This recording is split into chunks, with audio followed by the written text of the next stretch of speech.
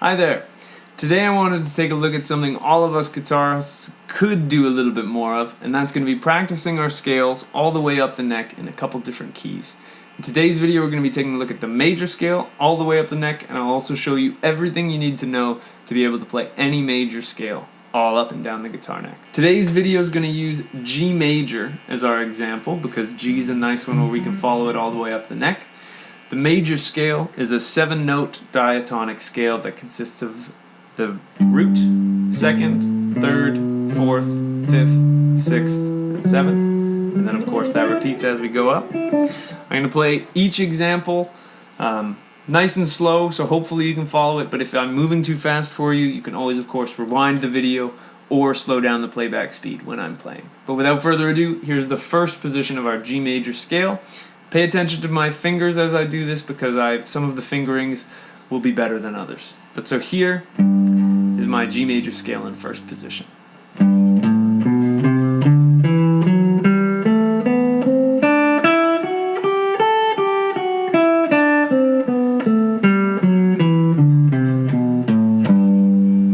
There it is. Now for position 2 comes an important time for me to note that if you haven't seen any of my other videos, I always leave one note on my scale diagrams hollow.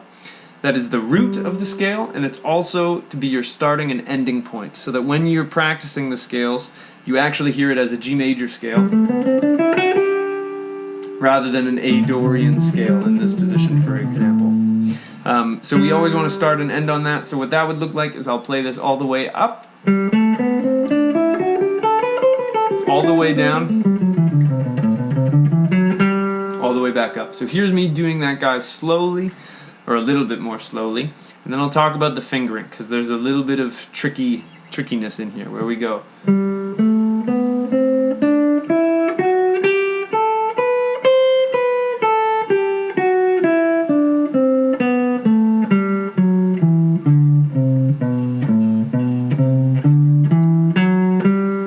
There it is. And now the fingering nonsense I was telling you about is when we get to that B string, here, rather than making a scary jump up to the 5th fret and taking that death-defying leap, I like to do what I call a compression motion, where my hand right here shrinks in on itself so that my pointer finger that was out here is now actually already at the 5th fret. So I compress my hand up, and then I do the same thing going down here with my pinky. And that really absorbs some of the awkwardness of having to climb up that fret, and it makes it a lot smoother of a transition. And then there's one other funny fingering bit where as we're coming down, when I get to these 2 notes on the A string, I like to play the 7th fret with my pinky, the 1st fret with my pointer, the 5th fret with my pointer finger, and that helps my hand crawl up. And then I'll do the same thing in reverse, coming back in. So there's the fun little fingering tip for you there. Now let's talk about this third position. I'm starting on the 10th fret with my pinky, and that's going to look like this.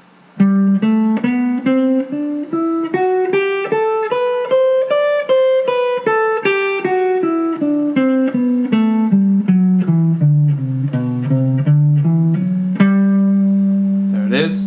Position 4 is going to look like this with my middle finger on that same string and fret.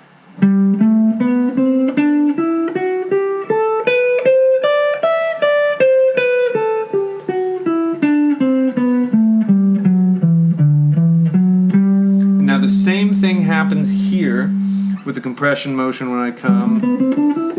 Here I crawl my hand up. Here I crawl my hand down. Got a little jumbled on the way down, but that's okay. And then lastly, we end up way up here at our 15th fret with our pinky on that E string, and we get this.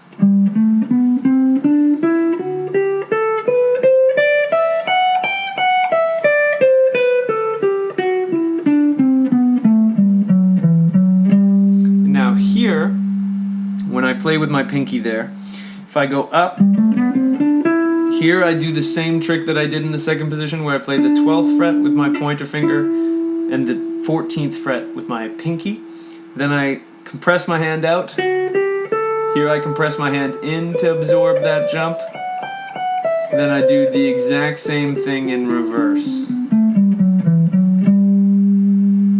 If you have to watch that section of the video a couple times, that's okay, because this last position can be really, really tricky for absorbing that information. So now that you're comfortable with the G major scale in all 5 positions, I would really recommend that you spend a little bit of time just practicing it in this key so that you can get it comfortable. You want to be able to produce relatively clean and consistent results before you start messing around in a different key.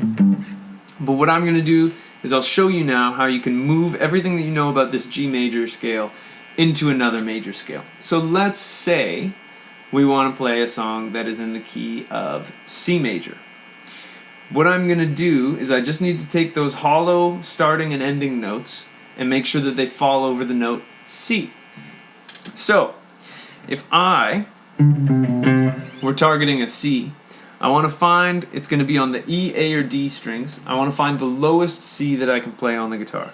So on the D string, it's way up here at the 10th fret. I know it's not going to be that one in terms of how low I can play it. My E string root is way down here, which I know won't be it either. So that leaves me with my 3rd fret on the A string. Now, I could theoretically maybe start with position 3 here with my pinky, but then what happens is we start playing open strings. And when we're practicing scales, we don't necessarily want to be playing those open strings. So I know that I need to start in position 4. So I'll go all the way up, same fingering and everything, the position 4 of my C major scale. I go all the way up, all the way down, back to my starting point.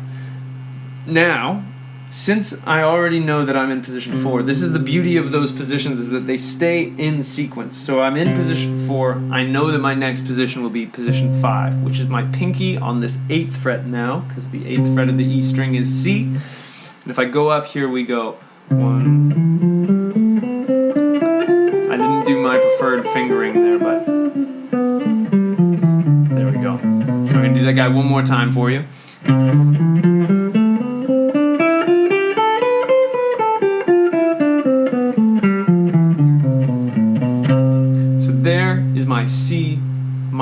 My C major scale in 5th position.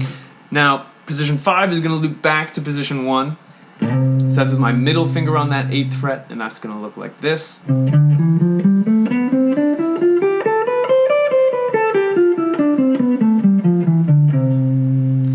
Position 1 is going to go to position 2, which brings me this.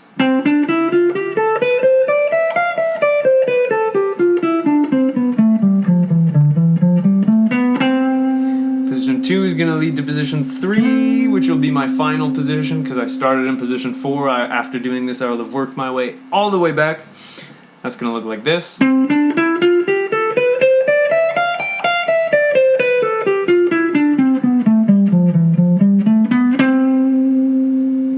And there it is. There's the C major scale in all 5 positions. Now I'm going to do a really quick speed round in another key. I'm going to do, say, the key of F. I need to find the lowest F I can play. It's either going to be here or here. I can't play position 1 without playing open strings, so I know I'd start in position 2. And now really quick, here's a speed round of me doing F. If you can't follow along, that's totally cool, but I'll give it a shot.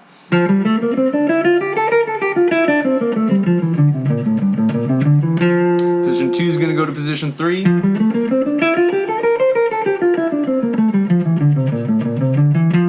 Position 3 is going to go to position 4. Position 5.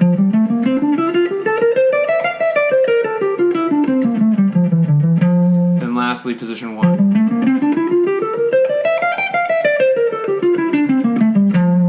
So to recap, all I need to do to move this into different keys is make sure that my starting and my ending note is on the root of said key. Everything else will stay exactly the same. So that's pretty much it for me today. I really hope you got some use out of this lesson and that it's helped you see the major scale up the neck. You can download the diagrams that have been appearing in this general area for free from my website at the link below. I'd really appreciate it if you could like and subscribe. I've been working to build my channel here and I would love to have you along for the ride. If you have any questions about today's lesson, leave them in the comments below and I'll do my best to get back to you. If you have any suggestions for future videos with something that you've been struggling with, I'd love to help you out there as well. If you'd like to take a lesson with me, you can find links to those down in the description. I'd love to sit down and play some guitar with you, go over whatever it is you've been working on. And yeah, that's pretty much it for me. So if you have any questions, leave them in the comments. Please consider liking and subscribing. And until I see you next time, I'll wish you a wonderful day, and I hope you have some fun playing the guitar. So thank you so much for watching, and take care.